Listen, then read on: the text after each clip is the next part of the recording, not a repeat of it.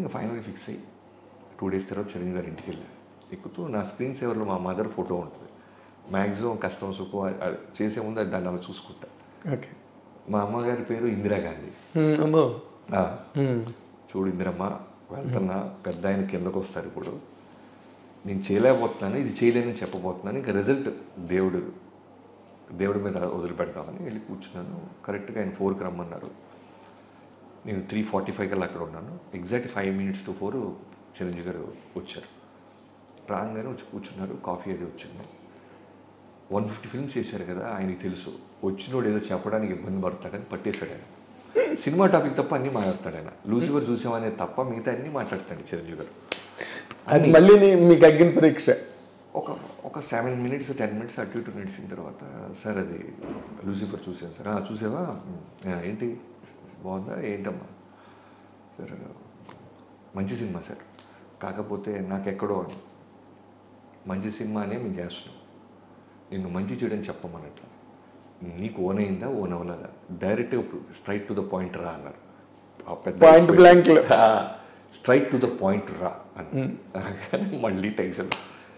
సరే బ్రీత్ తీసుకుంది, సరే ఏం లేదు, నా కథలైతే నేను చాలా బలంగా తీయగలను అని మీకు చెప్పిందే చెప్పా. సర్దార్ గబ్బర్ సింగ్ విషయంలో నేను స్ట్రాంగ్గా హిట్ కొట్టలేకపోయాను స్క్రీన్ మీద, నా కథ కాకపోవటం వల్ల. వెంకీమమ్మ కూడా హిట్ కొట్టిన నాకు తృప్తి లేదు. ఒక వెంకటేష్ గారు నాగ చైతన్య మీద హిట్ అనే పేరేంటి, భారీగా రీసౌండ్ రావాలి కదా, పైగా జైలుకి వస్తే తర్వాత చేస్తున్నాను కదా నేను. సో అక్కడ నాకు అర్థమైంది సార్, ఇంకోళ్ళ ఇంటిని నేను మాడిఫై చేయలేను సార్. మేబీ ఆ చేసే వస్తుందేమో కొన్నాళ్ళకి మెచ్యూరిటీ నాకు, ప్రస్తుతానికి తెలియదు sir, to be honest with you. పైగా మేజర్గా నేను చూస్తున్న చిరంజీవి దాంట్లో కనపడలేదు సార్ అన్న. ఆ మాట ఆయన పట్టుకున్నాడు. నువ్వు చూస్తున్న చిరంజీవి ఏంటి అన్నాడు. ఇలా సార్ చిన్నప్పటి నుంచి చిరంజీవి అంటే బీటీ, గరనమూడు, గ్యాంగ్ లీడర్, ఒక స్వాగ్, ఒక ఎంటర్టైన్మెంట్, గోల. సరే వదిలేసి దాని గురించి డిస్కషన్ ఉంటుంది. దానికి చాలామంది ఉన్నారు. నీకు ఊరికే రైటరు కదా, నువ్వు ఏదైనా ఓన్ చేసుకుంటావు అని అడిగాను తప్ప నాకు చాలామంది ఉన్నారులే బాబీ, దాని గురించి వదిలేసి అన్నారు. అనేసి తర్వాత అన్నీ ఏంటి ఇంకా అర్థమైంది, ఇక లేదు మన చిరంజీవి గారితో మనతో ఏం చేయడానికి ఫిక్స్ అయిపోయాడు. అయిన తర్వాత బయటకు వస్తున్నప్పుడు, సార్ ఒక ఫోటో తీసుకుంటాను మీతో అన్నారా. ఫోటో తీసుకుంటూ మీ నాన్నగారికి చెప్పు, ఇలా సినిమా వస్తే నేను చూస్తున్న చిరంజీవి లేడు అన్నావు అని అన్న తర్వాత, ఇంతకు నువ్వు చూస్తున్న చిరంజీవి ఏంటయ్యా, ఏం చెప్తుంటాడు అతను, నువ్వు చూస్తున్న చిరంజీవి ఎప్పుడు చెప్తావా కదా అన్నారు. అది ఆయన గొప్పతనం. జనరల్గా నేనైతే ఇప్పుడున్న చిన్నపాటి స్థాయిలోనే ఎవరికైనా ఒక అవకాశం ఇస్తే వాడు గంతులేస్తాడు అనుకుంటే, వాడికి అవకాశం ఇచ్చిన తర్వాత మీరు ఇచ్చిన అవకాశం నాకు నచ్చలేదు, నేను ఇంకొక ఆపర్చునిటీతో వస్తాను అంటే, నేను ఇమీడియట్గా వాటితో ఇంత ఎర్లీగా అయితే వాడికి నేను అవకాశం ఇవ్వను. 100%. కనీసం ఒక 6 నెలలు, కనీసం మనిషిగా మనకి ఎక్కడో వచ్చిన ఈగోస్ ఉంటాయి, కోపాలు ఉంటాయి, ఓ నెల 2 నెలలు పుష్ చేస్తామండి. అవునా కలుద్దాం రా, రే తమ్ముడు కలుద్దాం రా, ఎంత గుడ్ ఇంప్రెషన్ ఉన్నా ఏది ఉన్నా సరే, అరే నువ్వు ఇప్పుడు నా కింద పనిచేసి చిన్న బాయ్ కూడా ఉన్నాడు, ఆయన పిలిచి అరే నా బ్యానర్లో నువ్వు సినిమా చేయరా అంటే, అది గంతేస్తాడని సమ్మర్సాల్ట్ వేస్తాడని నా విజువల్ ఉంటే, మీరు ఇచ్చారు బట్ ఇది కాదు, నేను ఒక కథతో వస్తానంటే ఎలా ఉంటుంది నాకు. సో ఆయన వెళ్ళే ముందు నువ్వు చెప్తున్న చిరంజీవి ఏం చేస్తాడో చెప్పవా, దాని సంగతి చూస్తానన్న. చెప్తాను సార్, ఒక 20 రోజుల్లో అలా వస్తానన్న. కట్ చేస్తే కరెక్ట్ 18వ రోజు మెసేజ్, 2 days ఉంది నీకు ఇంకా అని చిరంజీవి గారి దగ్గర. సో 20 రోజులు నాకు నా టీంకి అగ్ని పరీక్ష. ఎందుకంటే అది నేను హ్యాండిల్ చేయలేకపోతున్నా అని చెప్పొచ్చా, నా చిరంజీవి అది కాదని, ఇది కాదని తొడగొట్టు వచ్చావు. నీ చిరంజీవి ఎవరైనా ఆయన అడిగారు 20 రోజుల్లో వస్తాడు మా చిరంజీవి. ఇప్పుడు ఖచ్చితంగా మామూలుగానే చూసే చిరంజీవి గారు బోతత్వంతో చూస్తాడుగా 100%. అంటే లూసిఫర్ లాంటి సినిమా బాగుంటుందని మేము కొంటే నువ్వేంటారు బిల్డప్ ఇస్తావు అనే దాంతో బోతత్వం చూసి మనం దొరికేస్తాం. అవును. ఫైనల్గా 20 days తర్వాత వెళ్ళి ఏదైతే ఇప్పుడు మీరు చూసారో ఆ ఇంట్రొడక్షన్ ఉండేది. ఓ సముద్రపు దొంగ ఒక ఓడెళ్తుంటే అలా తాళ్ళేసి రోప్ ఎక్కి అలా ఒక బ్యాచ్. ఫస్ట్ నేను చెప్పిన విజువల్ ఏంటంటే, సముద్రం మీద ఒక ఓడెళ్తుంది, కోస్టల్ గార్డ్స్ని లాక్ చేసి తీసుకెళ్తున్నారు, సరుకు ఏదో ఉంది, వెళ్తుంటే చిన్న పడవలు వచ్చి రోప్స్ అలా పడి బ్యాక్ షాట్ పడితే తడుచుకుంటూ అలా ఎక్కుతున్నాడు. ఇతనితో పాటు ఒక 7 సుబ్బరాజు, ఒక బ్రహ్మాజీ ఇలాంటి ఒక బ్యాచ్ ఎక్కి దూకారు. ఆ ప్లాట్ఫామ్ డెక్ మీదకి ఒక ఫైట్. ఇలా చెప్తున్నప్పుడు ఆయన మెల్లగా కళ్ళు అలా చూస్తూ ఎక్కడో నచ్చింది అనేది అర్థమవుతుంది ఆయనకి. లుంగి గింగి కట్టి చిన్న పిండి అలా వాళ్ళ ముందే మడతేసుకుంటూ చేతిలో నోట్లోంచి ఒక కత్తి తీసి చిన్న మూమెంట్తో డ్యాన్స్ వేసుకుంటూ ఫైట్ చేస్తాడు.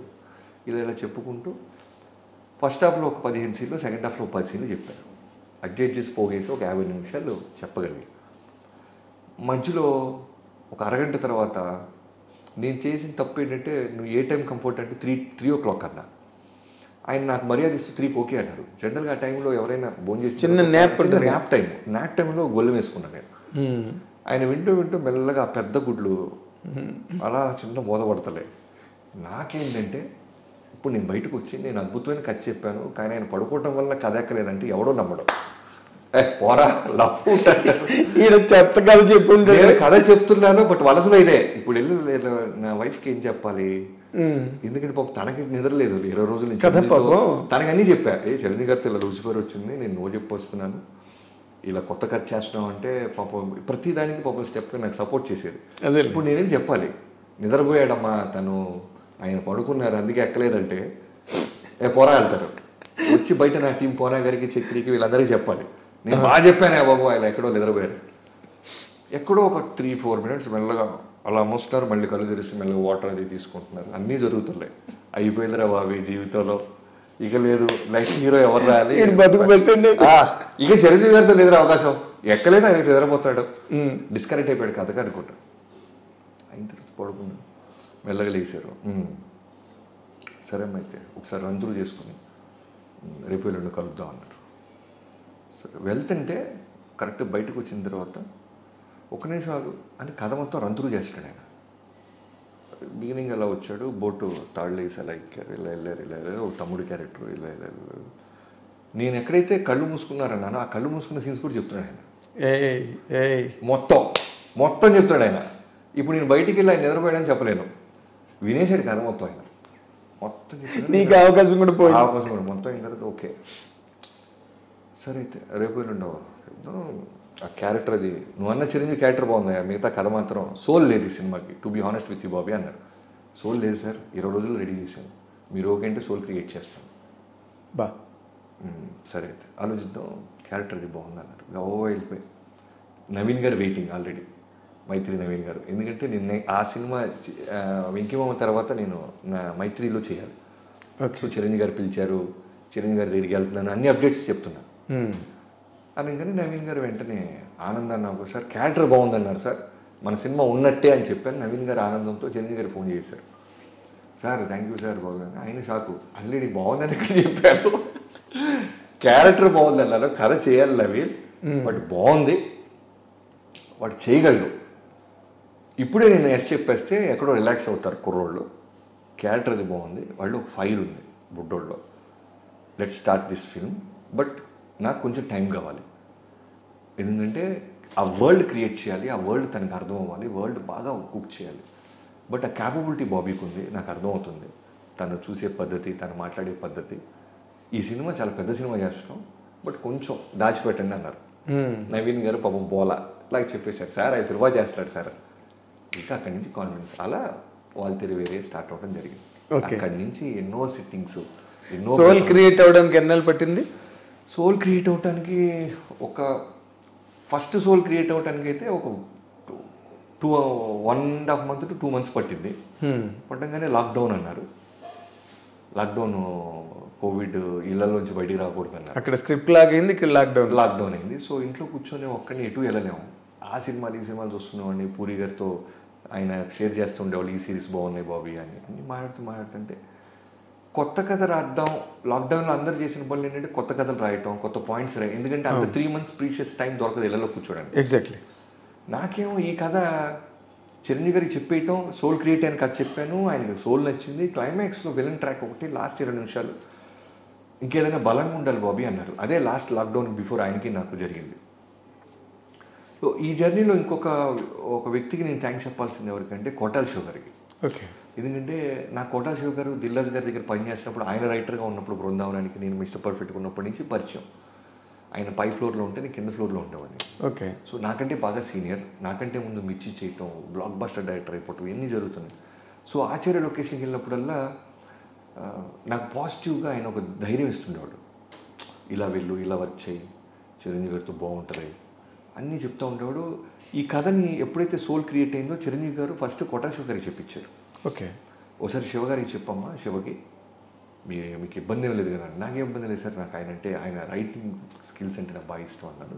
చిరంజీవి గారికి శివ గారికి ఒకే రోజు చెప్పాను.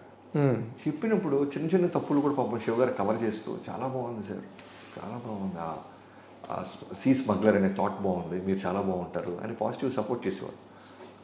సపోర్ట్ చేస్తారు. ఫైనల్గా ఈ శివ కూడా బాగుంది అంటాడమ్మా, బట్ లాస్ట్ 20 నిమిషాలు వర్క్ చేయ బాబీ అన్నారు. లాక్డౌన్. ఈ లాస్ట్ 20 నిమిషాలు వర్క్ చేసేసాము. 2 వర్షన్స్ వచ్చేసినాయి విలన్ ట్రాక్.